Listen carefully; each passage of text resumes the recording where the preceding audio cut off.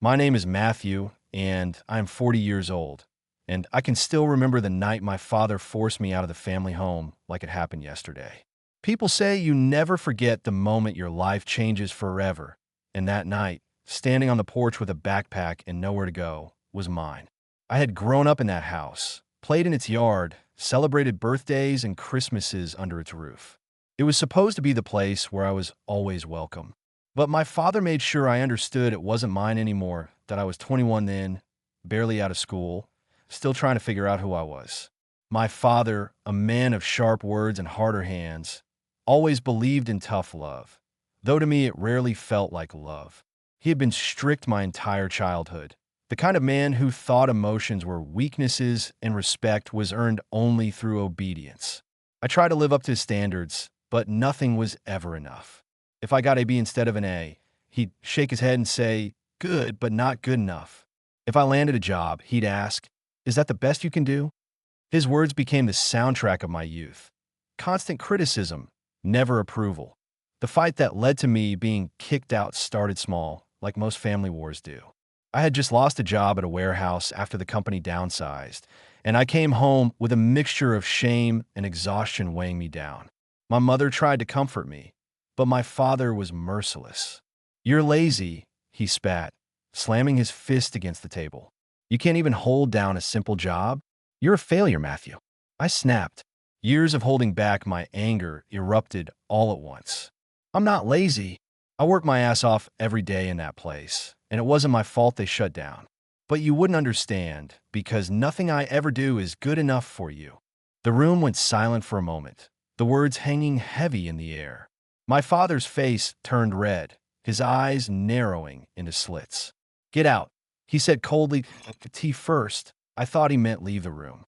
But when I hesitated, he stood up, towering over me. "No, Matthew. Get out of my house. If you think you're a man, then go prove it. You want to talk back? Then go live your life without my roof over your head." My mother cried, begging him to calm down, but his mind was set. He shoved a bag into my hands, pointed to the door, and that was it. One moment I was his son. The next I was an exile that I stood on the porch that night with the cold air biting at my skin, staring at the house that had been my whole world. Lights glowed in the windows, shadows of my parents moving inside. My mother's voice rose in desperate pleas, but my father's deeper voice silenced her. And me? I walked away. I didn't have a plan, no savings to fall back on, nowhere to go. Just anger, humiliation, and the sharp sting of betrayal burning in my chest. The next few years were the hardest of my life. I slept on couches, sometimes in my car, taking whatever jobs I could find. I worked construction during the day and washed dishes at night, barely scraping enough to pay rent on a tiny room in a rundown apartment. There were nights when I went to bed hungry, nights when I wanted to give up entirely. But every time I felt like quitting, I remembered my father's words, "You're a failure," and I swore to myself I would prove him wrong. The funny thing is, pain has a way of shaping you. The anger that once consumed me became fuel. I took night classes, learned new skills, and slowly, painfully, I started to climb. By the time I was 30, I had built a steady career in electrical work, something I was actually good at. The same hands my father said were useless became the hands that rebuilt my future. But even as I built my life brick by brick, the wound never healed. I miss my mother, who I knew still thought of me, even when my father forbade her from reaching out. I miss my younger sister, who was too scared to defy him. But most of all, I miss the feeling of belonging somewhere. Every time I drove past that old house, my stomach twisted into knots. It wasn't just a house. It was the symbol of everything I'd lost, everything my father had taken from me with one cruel decision. Years passed, and I kept my distance. I told myself I didn't need them anymore, that I was better off without the toxicity. But deep down, there was always a part of me that longed for some kind of closure. Not forgiveness, maybe not even reconciliation, but a chance to face him again. Not as the scared, broken boy he had thrown out, but as a man who had survived, endured, and risen on his own that I didn't know it then. But life has a way of circling back. And years later, I would walk through the doors of that house again. But this time, not as the son who was forced out, but as a man returning on his own terms. The first years after leaving home were a blur of survival. People like to say that youth is supposed to be the best time of your life, but for me, those years felt like punishment. I drifted between couches of friends who eventually got tired of me, tiny basement rooms I could barely afford, and nights where my car became my only shelter. Every day was a struggle just to stay afloat, and every night I lay awake thinking about the house I had once called home, the house I wasn't allowed in anymore that I worked whatever jobs I could get. At one point, I was holding down three: unloading trucks in the morning, doing construction in the afternoons, and washing dishes at night. My hands were blistered, my back ached, and I barely had enough money left over for food after rent. There were nights I sat in my car, staring at my reflection in the rearview mirror, whispering, "You're not a failure. You're not him." It became my mantra, a way to push back against the voice in my head that sounded too much like my father's. But anger, as toxic as it can be, also became my fuel. Every insult he had thrown at me, lazy, useless, failure, I carried like weights on my back, and instead of letting them crush me, I used them to push myself harder. I enrolled in night classes at a community college, learning electrical systems while working full-time. It took years, but eventually I earned certifications that opened doors to better jobs. That'd be why the time I was 28, I had landed a steady position as an apprentice electrician. It wasn't glamorous, but it paid the bills and gave me stability I hadn't known in years. I rented a small but decent apartment, bought furniture that didn't come from garage sales, and for the first time since leaving home, I felt like I could breathe. Still, the scars ran deep that I thought about my father often. I wondered if he ever thought about me, if he ever regretted the night he shoved me out. I knew my mother did. She managed to call me once in a while, always in secret, her voice hushed like a criminal sneaking through her own home. "I think about you every day," she would whisper. "I'm sorry I couldn't stop him." Those calls meant everything to me, but they also broke my heart. Because no matter how much she loved me, she was still trapped under his control. My younger sister, Emily, reached out only rarely. She was too afraid of my father's wrath. Once, she slipped me a message on social media. "I miss you. I wish things were different." But then she disappeared again, deleting her account. It was like I had been erased from their lives, like I had become a ghost haunting a family that pretended I never existed. Even when I started to succeed, when I eventually became a licensed electrician and earned good money, the shadow of that night never left me. I worked like a man possessed, saving every dollar, determined to prove, if only to myself, that I wasn't the failure my father said I was. By the time I was in my early 30s, I had bought a modest condo. I remember holding the keys in my hand, standing in an empty living room, whispering, "You did this, Matthew." Not him. You. But success didn't erase the pain. Every milestone I reached was bittersweet because I couldn't share it with the family I had lost. When I bought my first new car, I wanted to drive it straight to my parents' house and show them. When I got promoted, I wanted to call my mother and hear her say she was proud of me. But those moments never came. Instead, I lived in silence, carrying both pride and grief in equal measure. There were nights I dreamed of confronting my father. In those dreams, I stood tall, successful, confident, and I told him everything I had accomplished without him. Sometimes I imagine him finally admitting he had been wrong, finally offering the approval I had craved all my life. But in the waking world, I knew better. My father wasn't the kind of man who apologized. He would rather die than admit he had made a mistake.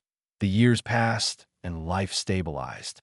I built a reputation in my field, started my own small contracting business, and even hired a couple of employees.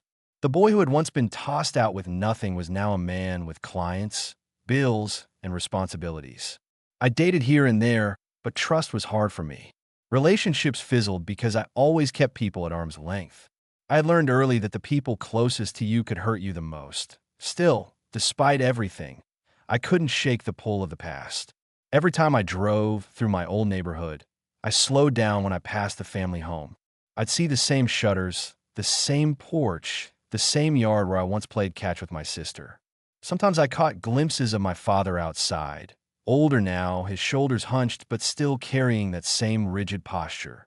Every time I saw him, anger flared in my chest. But underneath, it was something worse. Longing.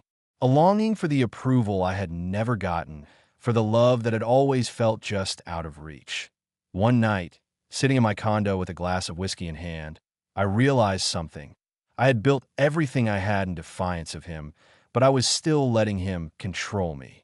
His voice still lived in my head, dictating my worth. And until I faced him, until I confronted the house that had once thrown me out, I would never be freed. I didn't know when or how, but I knew this. One day, I would walk back into that home, not as the broken boy with a backpack, but as a man who had built his own life, his own strength, his own terms. And when that day came, my father would have no choice but to see me for who I had become. Life has a way of forcing you to confront the things you spend years avoiding. For me, that moment came when my mother called one evening, her voice softer and weaker than I had ever heard it. I hadn't spoken to her in months, not because I didn't want to, but because every time she called, I could hear my father's presence in the background, his shadow looming even through the phone. But this time, she spoke quickly, almost in a whisper. "Matthew, I need you to come home." The words made my stomach twist. Home. That house hadn't been my home for nearly 2 decades. It was the place I was expelled from, the place that haunted me every time I drove past it. Still, I didn't hang up. Something in her tone made me sit up straighter. "What's going on, Mom?" I asked cautiously. "It's your father," she said, her voice trembling. "He's not well. He won't admit it, but he's getting weaker. He needs help around the house. And, Matthew, I can't do this alone anymore." For a long moment, I couldn't speak. The irony nearly made me laugh. The man who had once thrown me out for being lazy and useless now couldn't mow his own lawn or carry his own groceries.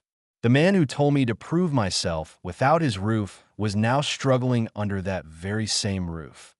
Part of me wanted to tell her no, to remind her of that night, of how he had shoved me out like garbage, to say, "You made your choice, now live with it." But my mother's voice cracked again, breaking through my bitterness. "Please, Matthew, I don't want to lose both of you. I know what he did, and I can't forgive him for it either. But he's still your father, and I need you." I told her I'd think about it. But the truth is, her words lingered with me long after we hung up. That night, I lay awake staring at the ceiling, memories of that house flooding back. The fights, the slamming doors, the way my father's voice could make me feel small no matter how old I was. But alongside those memories came others. My mother humming while cooking dinner, my sister's laughter echoing through the hallways, the warmth of Christmas mornings. It wasn't just a house filled with pain. It was also filled with the parts of my life I had lost. Weeks passed before I made a decision. In that time, I kept working, kept building, but the thought of that house gnawed at me. Finally, one Saturday morning, I got in my truck and drove there. I told myself I was only going to see my mother, to check on her, not him. But as the old neighborhood came into view, my chest tightened. The house looked smaller than I remembered, its paint faded, the shutters sagging. Time had not been kind to it. When I pulled into the driveway, I saw my mother on the porch. Her face lit up in a way I hadn't seen in years. She rushed down the steps and wrapped her arms around me, her body trembling. "I knew you'd come," she whispered. Inside, the house smelled the same, faintly of old wood and the coffee my father always drank. Every corner felt familiar, yet foreign. And then I saw him, sitting in his recliner, thinner than I remembered, his hair grayer, his once intimidating presence diminished. But when our eyes met, the same steel was still there. He didn't smile. He didn't welcome me. He just stared and muttered, "So you finally decided to show up." The words hit me like a punch. After all these years, after everything, that was all he had to say. My fists clenched, the anger bubbling inside me. "I didn't come for you," I said flatly. "I came for Mom." The silence that followed was suffocating. My mother quickly tried to ease the tension, ushering me into the kitchen, talking about food and coffee as if pretending everything was normal could erase the past. But it couldn't. Over the next few weeks, I started visiting more often, mostly for her sake.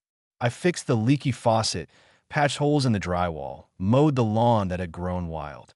Each time I came, my father sat silently, watching, occasionally offering curt remarks. Sometimes they were criticisms. You missed a spot on the hedge. Other times, they were backhanded compliments. At least you finally learned how to use your hands. Every word reopened old wounds. But every visit also brought something else, strength. Because I wasn't the scared 21-year-old boy anymore. I wasn't the kid begging for approval. I was a man who had built a life, a career, a reputation without him. And standing in that house again, facing him, I realized something important. He no longer had power over me. Still, the tension between us was unbearable. One evening, after another day of fixing things around the house, I finally snapped. He made a remark about how I had abandoned the family, and the words spilled out before I could stop them. Abandoned the family? You threw me out. You shoved me out into the cold with nothing, and I had to build my life from scratch. You abandoned me, Dad. You made me feel like I was nothing. And now you sit here, acting like I should feel guilty for not being around? No, you don't get to rewrite history. The room went silent. My mother looked between us with tears in her eyes, whispering, "Please, don't fight." But I couldn't stop. Years of rage were boiling out. "I came back here for Mom, not for you," I continued. "And if you think I'll ever forget what you did to me, you're wrong. But here's the difference. I don't need you anymore. I built my life without you. And I came back on my own terms, not yours." For the first time in my life, I saw something flicker in his eyes, something that looked a lot like shame. He didn't say anything. He just looked away, his shoulders slumping slightly, as if the weight of his choices had finally caught up to him. And in that moment, I realized something. I had already won. The weeks that followed my return were tense, like walking on a fault line that could split open at any moment. My mother clung to my visits as though they were the only thing holding the house together, while my father sat in his recliner, silent or critical, never warm. Every time I fixed something, a broken step, a leaking pipe, a loose wire, he had something to say. "Should have been done sooner. That's not how I would have done it. Took you long enough to be useful." Once, when I patched a section of the roof that had been leaking, he muttered, "Funny. When you lived here, you never lifted a finger." My jaw tightened, but I didn't answer. I wasn't that boy anymore, begging for scraps of approval. Still, each remark was a knife twisting in old wounds. My mother tried to play peacemaker. She'd say things like, "It doesn't mean it, Matthew. He's just set in his ways." But I could see the toll the years had taken on her, too. Her hair was grayer, her shoulders stooped, her laughter quieter. She had lived her life in the shadow of his pride, and now she was trying desperately to hold her fractured family together before it was too late. One evening, after finishing some wiring in the basement, I came upstairs to hear my father on the phone with someone. His voice, though weaker than it used to be, still carried that same sharpness. "Yeah, Matthew's been hanging around here, but don't think he's changed. He's still the same useless kid who walked out years ago." I froze in the hallway, my fists clenching. Useless. After everything I had built, after surviving on my own, after proving him wrong 1,000 times over, he still reduced me to that word. I stormed into the living room. "Say it to my face." I snapped. He hung up the phone slowly, his eyes narrowing. "Eavesdropping now, are you?" "You called me useless," I said, my voice trembling with rage. "After everything I've done, after everything I've built, you still think I'm that scared kid you threw out? Look around, Dad. This house is standing because of me. Mom is managing because of me. And you? You sit there in that chair, too proud to admit you were wrong." His jaw clenched, his knuckles white on the armrests. "You wouldn't have survived out there if I hadn't forced you to. I made you a man." I laughed bitterly. "No, you broke me. And I rebuilt myself in spite of you, not because of you. Don't take credit for the life I built without you. You didn't raise me into a man. You abandoned me and hoped I'd fail." The room went silent, the air thick with years of unsaid words. My mother stood in the doorway, tears in her eyes, whispering, "Please stop." But it was too late. The dam had broken, and my father looked at me with something I had never seen before. Not anger, not disdain, but fear. Fear of the truth. Fear that his entire philosophy, that cruelty makes strength, that throwing me out was justified. Was a lie he tried to speak, but the words faltered. You wouldn't understand. I did what I thought was right. No, I said firmly. You did what was easy. You didn't want to deal with me, so you threw me out. You told yourself it would make me stronger, but really, it was your pride. You couldn't stand being challenged, so you cut me off. And now, here I am, back in this house on my own terms. Not because of you, but in spite of you. For the first time, he didn't argue. He just stared at the floor, his shoulders sagging, the weight of years pressing down on him. It was as if the fight had finally left him, as if he realized he had lost something far more important than an argument. He had lost his power over me. After that night, the dynamic shifted. He still made comments, but they carried less bite, more weariness. When I fixed something, he watched in silence. When I carried in groceries, he didn't criticize. And once, after I repaired the old banister on the stairs, I caught him whispering to my mother, "He's good with his hands." It wasn't much, but it was more than I had ever heard from him before. Our coexistence remained fragile, but the balance of power had changed. I no longer felt like the outcast, the boy who had been thrown away.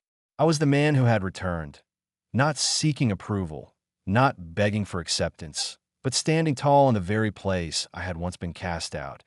And though the wounds were still raw, though the past could never be erased, I knew one thing with certainty. My father could never make me feel small again. Time has a strange way of softening the sharpest edges, but it never fully erases them.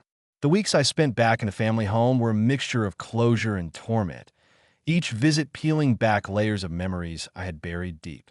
Every hallway, every creak of the floorboards carried echoes of my past. The nights I lay awake listening to my parents argue, the mornings I left for school with my father's disapproval heavy on my back, the moment he shoved me out into the cold. And yet, here I was, a man in his 40s, walking those halls not as a broken boy, but as someone who had carved his own path through the wilderness of life. That am why Mother clung to the hope that my presence might heal something between us all. She set the table for dinners, tried to spark conversations, force smiles through tears. But I could see the truth in her eyes. She knew the damage between my father and me was too deep to ever truly mend. At best, we were fragile cohabitants of the same space, bound together more by her than by any real reconciliation point. One evening, after fixing a loose step on the porch, I sat outside watching the sun dip behind the trees. My father joined me quietly, lowering himself into the chair beside mine with a groan. For a long while, we said nothing. The silence between us was heavy, but it wasn't hostile. It was simply the weight of years, of words unsaid, of wounds too old to heal. Finally, he cleared his throat. "You did well for yourself," he muttered, his eyes fixed on the horizon. The words startled me. They weren't quite an apology, but they weren't criticism either. They were something in between, a crack in his armor that I didn't respond right away. Part of me wanted to demand more, to hear him say I was wrong, to hear him admit the damage he caused. But another part of me, the part that had lived without him for 2 decades, realized I didn't need that anymore. I didn't need his validation to measure my worth. "I did it without you," I said finally, my voice calm, that he flinched slightly, as though the truth stung. He nodded once, slowly, and didn't say another word. That silence, that single nod, told me more than any apology ever could. In the days that followed, I found myself reflecting more than arguing. I realized that my father was no longer the towering figure who had haunted my youth. He was an old man now, worn down by time, his strength fading, his pride eroding with every passing day. And me? I was no longer the boy he could belittle. I was a man who had built his own life, his own identity beyond the shadow of this house. The moment of true closure came on a quiet Sunday. My mother was in the kitchen, humming softly as she prepared dinner, while my father dozed in his recliner. I walked through the house slowly, taking in every detail, the family photos on the walls, the faded paint in the hallway, the bedroom door that had once been mine. I stood there for a long time, staring at it, remembering the night I was forced to leave. And then I realized I didn't feel the same anger anymore. What I felt was something deeper, quieter. Released, I walked outside, keys in my hand, and my mother followed me to the door. Will you come back next week? She asked, her eyes pleading that I hugged her tightly. I'll always be here for you, Mom, I said, but I think I've gotten what I needed from this house. She nodded, her tears wetting my shoulder. She understood that as I got into my truck, I glanced at the porch one last time. My father had woken up and was standing in the doorway, watching me. For a moment, our eyes met. He didn't wave. He didn't speak, but he didn't need to. In that look, I saw something I had never seen before. Not anger, not pride, but acceptance. Maybe even regret that I drove away with the windows down, the wind on my face, and for the first time in years, I felt free. Not free from him, because I'd been free the moment I built my own life, but free from the need to prove anything anymore. I had faced the house, faced the man who had once cast me out, and I had walked away on my own terms. And my name is Matthew. I am 40 years old, and though my father once forced me out of the family home, I returned years later not as a broken boy, but as a man who had built his life without him. And when I left again, it wasn't because he had pushed me out, it was because I finally chose to walk away.